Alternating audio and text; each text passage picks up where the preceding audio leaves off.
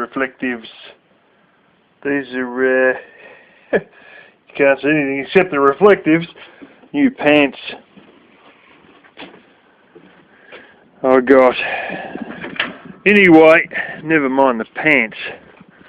Just got to wander out here for a second and just have a look to see when this shower system overflows. I want to talk about something I realised not so long ago. Watching a video about guys and, I was watching a few, Art of Seduction by Robert Greene, a bit of a talk on some of those sorts of things, and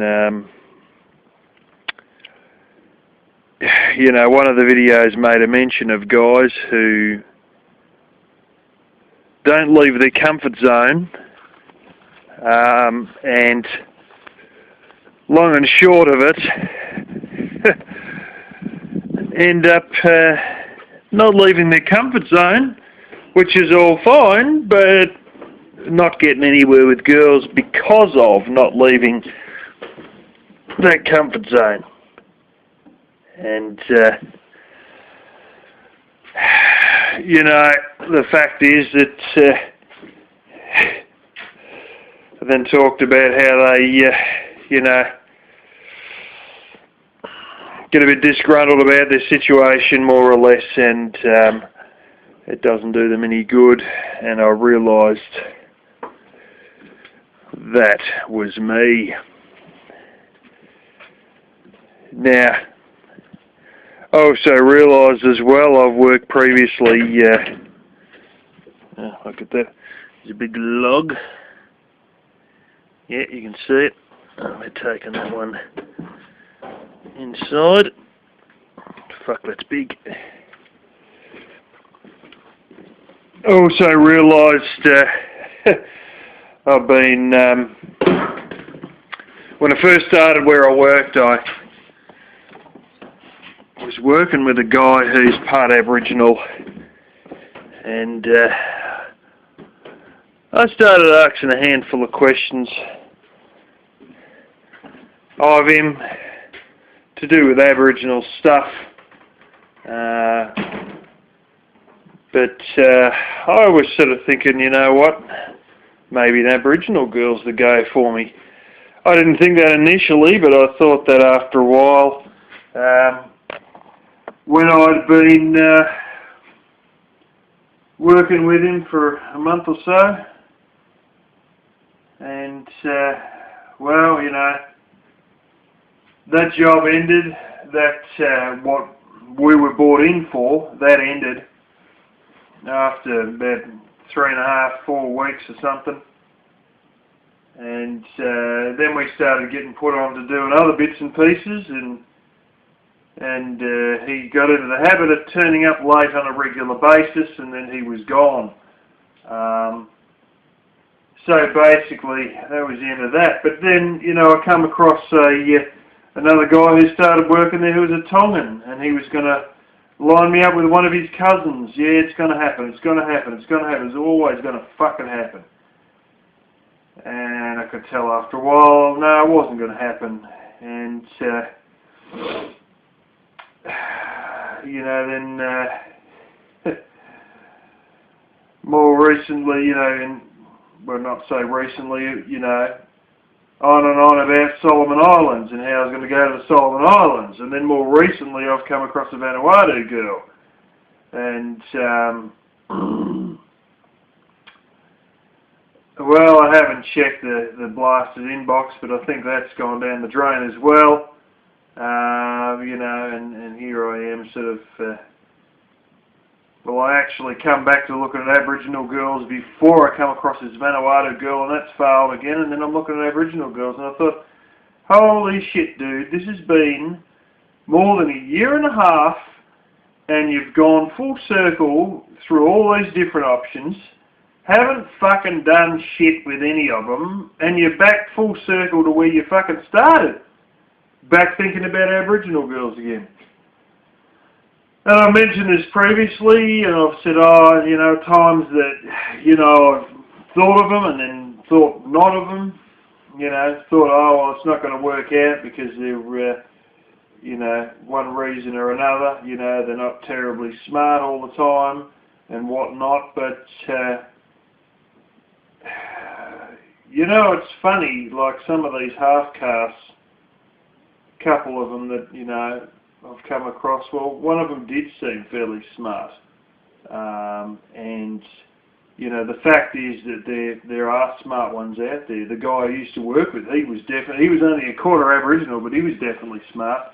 He's probably fucking smarter than me, you know, and this is the thing. Well, there's another quarter caste woman I used to know who wasn't terribly smart, and there are some who are quite smart. And so I'm really wondering if, well, you know, it's just one of these things. You have a higher percentage of not so smart ones, but that doesn't mean there's none at all. You know, there's quite a few that are smart. It just means you know, you've got a higher percentage of dumb ones than you might do amongst white people. But then again, I've seen plenty of white people that are dumb as dog shit as well, so you never know. But the reality is it's my bloody fault for lack of action. You know, I've been fucking this idea, that idea, blah, blah, blah, blah, blah, blah, blah. Fucking on and on and on, you know, enough bullshit to fill fucking 15 hours worth of videos, 20 hours worth of videos, for fuck's sake. What's happened? Nothing. Really speaking, a lot of this is, well, you know, knocking it right on the head, being direct. This is just lack of action on my part. You know, there might have been a newspaper who was a fucking useless newspaper in the Solomon Islands, but really speaking, you know, it's my inaction that's caused this shit. You know, and the important thing is that I've fucking identified that. And, I think the time for lame cop-outs is over. And the first step to fixing a problem is admitting that you have a problem. And this isn't the type of video you'd hear from someone like Elvis, but, you know, I'm realising that it's just, I've been flapping my gums a lot and there's been not much fucking action. And it's all been based on, you know, and years back, even when I was still fucking watching Teabag at the Fairy Meadow and all that, you know, I remember the man with the Raccoon Army, the off-gridder in Pennsylvania, telling me, you're not going to get fucking anywhere with online dating. Stop fucking around. If you want to find a girl, look in the real world. And that was like more than 5 years ago, you know, and he's fucking right. He was right all along, you know. So that's what I'm going to have to do, and I've had plans that have been slowly working in the background to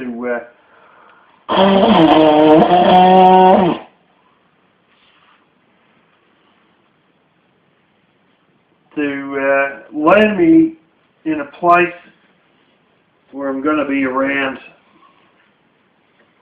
Aboriginal girls on a more regular basis, maybe weekly, maybe fortnightly, but I'm going to be around them more regular than I have been. You know, these are not me snatching girls out of a fucking boarding school or anything like that. These are girls who are a little bit more realistically aged than me trying to smooch up to some fucking 16 or 17 year old. You know, these are girls who are, you know, a bit closer to my age and a bit more realistic, and we'll see what we get. You know, looks are not always really winners with Aboriginal girls, but I've said many times before that I'm not interested in looks. And one of the things I've remembered more recently, Aboriginal girls are very well known for wanting lots of kids. And I thought, fuck me, how come I never realised that? Like, how come I haven't remembered that previously? And I remembered stuff that had been said to me and whatnot, and even, you know, by one Aboriginal woman, that they love kids. And they like a lot of kids. And I thought, well, that's one positive you got there. You know, you're not going to be with some stuck-up girl who doesn't want a fucking kid because, you know, she is the fucking, the pampered kid. You know, she is the spoiled child. You know, Aboriginal girls like having a lot of kids, you know, and one thing I always remember is they're not fussy on living standards, not anywhere near what white girls are. And, you know, I was hoping not to have a dumb girl, but now I'm realising that there's quite a few that ain't dumb. And, you know, the fact of the matter is that you can't really sit there and, you know, you can make generalisations, but the generalisations might include half of them or 60% of them or something, but it's not really something you can generalise over the whole lot, you know, and just say the whole lot are going to be like this if 60% or so are like that. It's not really a realistic justification, you know, to then turn around and say, well, because 60% are like that, I'm not going to find any that are smart, or I'm not going to find any that are big boobs or whatever. And as I've said previously, you know, it seems that once you get the two lots of genes, white and Aboriginal, mixed together, all of a sudden, bingo, you know. You get some quite busty girls versus straight Aboriginal girls who never really seem to be busty at all. But yeah, I think it's crunch has fucking come. And if you want fucking shit to happen, you got to fucking act on it. And so that's what I got to do.